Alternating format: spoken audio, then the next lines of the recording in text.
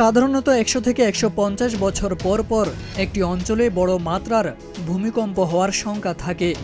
বাংলাদেশ ও এর আশেপাশের কাছাকাছি এলাকায় গত 150 বছরে একটি বড় ও প্রায় 5টি মাঝারি মাত্রার ভূমিকম্প সংঘটিত হয়েছে।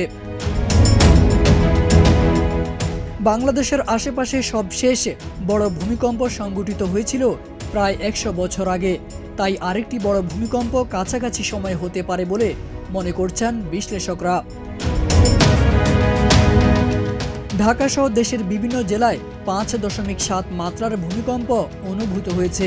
নরসিংদীর মাধবদীতে উৎপত্তি হওয়া এই কম্পনে সারা দেশে 7 জনের মৃত্যুর খবর পাওয়া গেছে। 21 নভেম্বর সকাল 10টা 38 মিনিটে এই ভূমিকম্প সংঘটিত হয়। রাজধানীর পুরান ঢাকার বংশালে রেলিং ধসে 3 জন পথচারী নিহত হন। নারায়ণগঞ্জ ও নরসিংদীতে 2 জন করে 4 জন নিহত হয়েছেন। এই ঘটনায় অর্ধ শতাধিক মানুষ আহত হয়েছেন এবং বহু মানুষ এখনও আতঙ্কিত অবস্থায় রয়েছেন। তারেক আজিজ খান, প্রজন্ম 24।